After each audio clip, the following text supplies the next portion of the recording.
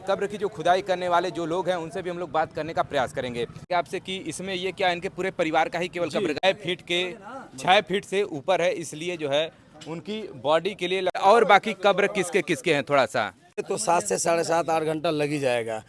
तो अपना खुद का जमीन है, हाथा एक है फील्ड है, वहाँ लाएंगे। उनके पीछे सामने जो आप तस्वीर देख पा रहे हैं ये मुख्तार अंसारी के पैतृक कब्रिस्तान है, जहाँ पर कि इनके परिवार के जो भी वंशज हैं, जो भी लोग जिनका भी इंतकाल हो गया है, उनका कब्र यहीं पर खोदा जाता है और यहीं पर दफनाया जाता है। और मुख्तार अंसारी का भी कब्र यहीं पर खोदा जाएगा और यहीं पर दफनाया भी जाएगा। इनको पीले पन्नी में आप जो तस्वीर देख पा रहे हैं वहाँ पर खुदाई हो चुका है, बस उनके डेड बॉडी आने का इंतज़ार है। जैसे इनकी बॉडी यूसुफपुर पहुंचती है और जो भी इनके क्रियाकर्म है उसके बाद इनके बॉडी को लास्ट में यहीं पर लाया जाएगा और उनको सुपुर्दे खाक कर दिया जाएगा। चलिए आइए जो उन्होंने इसकी खुदाई की है, आइए उनसे बात करने का प्रयास करते हैं। मुख्तार अंसारी पूर्वांचल का ऐसा नाम जिससे कहीं न कहीं एक दहशत की स्थिति थी। बहुत सारे लोग उनको कुख्यात तो कोई मसीहा का नाम देता था।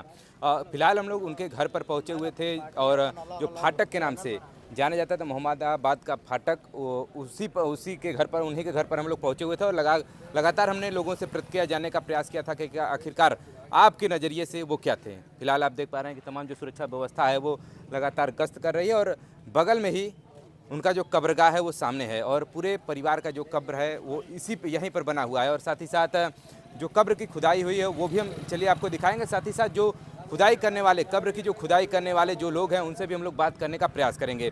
देखिए यहाँ से वहाँ तक की जो 4 दीवारी है आप देख पा रहे हैं, इन्हीं कब्रगाह में इनके पूरे परिवार का जो कब्र है वो इसी में जो इनके बॉडी है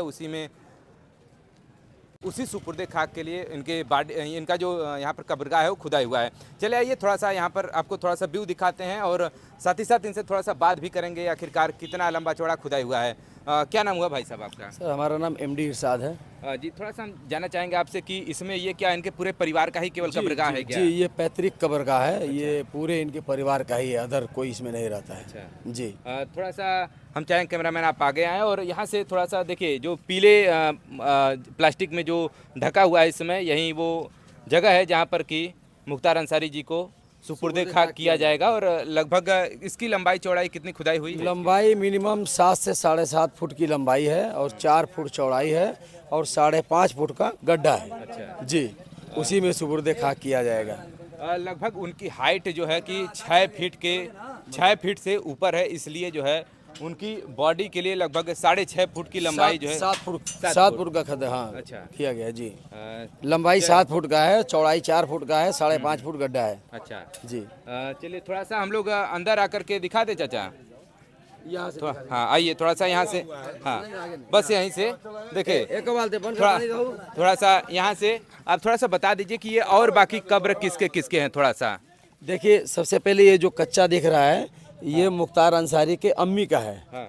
और उसके बगल में जो ये जो बगल में दिखा दीजिए, यहाँ पे पास में देखिए जो यहाँ पर मिट्टी थोड़ा सा उठा हुआ है, तो इनके लिए क्या पक्का नहीं बना है क्या? नहीं, बनाने का टाइम था, वो बालू भी गिरा हुआ था, लेकिन जब तक ये लोग ये कांड हो गया तो क्या किया गया, समझ गए, तो बनेगा वो। फिर उसके बाद जो है ये उनके पिताजी स्वर्गीय सुभानुल्लाह अंसारी का ये मजार है उनके बगल में। जी, और उनके जस्ट पीछे मुख्तार अंसारी का खुदाई किया गया है। अच्छा। और बाकी ये सब जो पक्के उनके परिवार का ही है। अच्छा। अब उनके नाम के बारे में मुझे पता नहीं जी।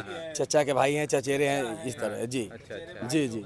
चलिए देख पा रहे हैं कि भाई साहब यहाँ पर देखिए इन्हीं के देख रेख में ये खुदाई हुआ है और इनके पूरे परिवार का जो कब्र है वो यहीं पर जो पैतृक कब्रगाह है वहीं यहाँ पर खुदाई होता है। चलिए थोड़ा सा आप आ जाइए बाहर और थोड़ा चलिए फिलहाल देखिए हम लोग कब्रगाह पर गए थे तो हमने सोचा क्यों ना थोड़ा सा आपसे बात किया जाए, इनसे बात किया जाए आखिरकार कितनी लंबाई चौड़ाई है, आखिरकार जो ये सुपुर्दे खाक का जो कार्यक्रम है वो कल रखा गया, आज नहीं है ये। अब सुनने में तो यही आया है कि कल होगा, क्योंकि लगभग 5 बजे वहाँ से चला गया है, 430 किलोमीटर का सफ़र है, तो कैसे भी आएंगे तो 7 से 7.5 8 घंटा लग ही जाएगा। तो आने में 12 भी बज सकता है, 1 भी बज सकता है। और हम लोग का रमज़ान का मुक़द्दस महीना चल रहा है, हम लोग दिन भर रात से भूखे हैं। अब चलेंगे तो अफ्तार करेंगे, कुछ थोड़ा सा पानी पिएंगे, क्योंकि ये सुनने के बाद हम लोग खुद कहाँ हैं, हम लोग को खुद होश नहीं है कि किस दुनिया में हम लोग हैं इस समय। जी।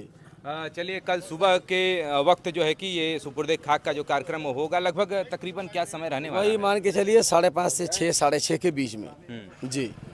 चलिए, पहले तो जो उनका शरीर है सब पहले उनके घर पहले पर तो हाँ घर में पहले घर पे जाएंगे। हाँ। उसके बाद वहाँ जो प्रक्रियाएं होती हैं धोने का नहलाने का, फिर उसके बाद कफन में हर कौम को कफन में लपेटा जाता है, इनको भी कफन में लपेटा जाएगा। फिर वहाँ से उठाएंगे तो अपना खुद का ज़मीन है, हाथा एक है फील्ड है, वहाँ लाएंगे। उनके पीछे हज़ारों की संख्या में लोग नमाज पढ़ेंगे।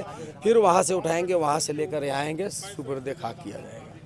जी चलिए, बहुत बहुत धन्यवाद भाई साहब इतनी अच्छी जानकारी देने के लिए। चलिए फिलहाल ऐसे ही तमाम अपडेट्स के लिए जुड़े रहिए हमारे चलिए चैनल भैया, से, चलिए तमाम आप और लोग भी अपडेट निकलिए, हम आपको सब प्रोवाइड कराते रहेंगे।